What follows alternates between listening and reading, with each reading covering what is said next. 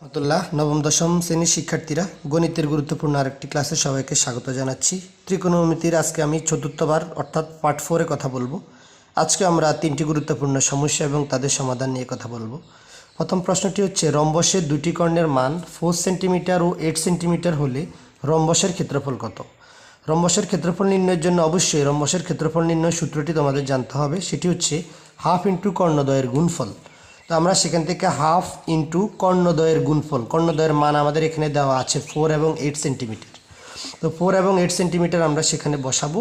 তারপর 2 দিয়ে যদি আমরা 4কে কাটি তাহলে 2 পাবো, এবং ওই 2 এর সাথে যদি 8কে গুণ করি তাহলে 16 পাবো, অর্থাৎ 16। এবং ক্ষেত্রফলের একক যেহেতু এখানে সেন্টিমিটার দেওয়া আছে, ক্ষেত্রফল সমান হচ্ছে দৈর্ঘ্য গুণ প্রস্থ, তাহলে 2 সেন্টিমিটার গুণ করলে আমরা পাবো বর্গ সেন্টিমিটার। তারপর যে প্রশ্নটি আছে সেটি হচ্ছে, ত্রিভুজের তিনটি বাহুর মান 3, 4 এবং 5 সেন্টিমিটার হলে অর্ধপরিসীমা কত? তো ত্রিভুজের তিনটি বাহুর মান দেওয়া আছে। অর্ধপরিসীমা নির্ণয় সূত্রটি নিশ্চয়ই তোমরা জানো। ত্রিভুজের অর্ধপরিসীমাকে h দ্বারা প্রকাশ করা হয়। h equal a plus b plus c divided by 2। a b c দ্বারা ত্রিভুজের তিনটি বাহুর মানকে বোঝানো হয়েছে, অর্থাৎ 3কে আমরা a, 4কে b এবং 5কে c ধরতে পারি। তাহলে সেখান থেকে এর মান 3, বির মান 4 এবং সির মান 5 ডিভাইডেড বাই 2।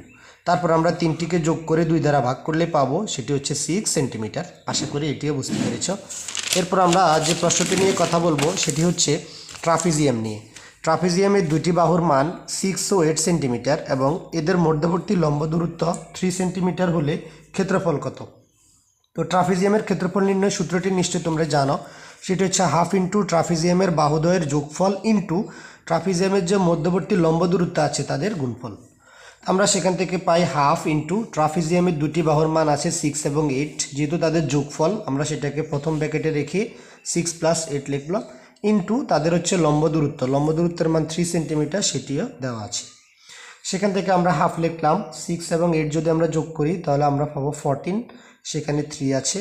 2 দ্বারা 14কে কাটলে আমরা 7 পাবো, 7-এর সাথে 3 ইন্টু করলে আমরা পাবো 21। আর ক্ষেত্রফলের একক হচ্ছে বর্গ সেন্টিমিটার। তাহলে আশা করি ট্রাপিজিয়ামের ক্ষেত্রফল নির্ণয় সূত্রের সাহায্যে তোমরাও ট্রাপিজিয়ামের ক্ষেত্রফল নির্ণয় করতে পারবে। আজকের ক্লাস থেকে এখানে বিদায় নিচ্ছি। ধন্যবাদ।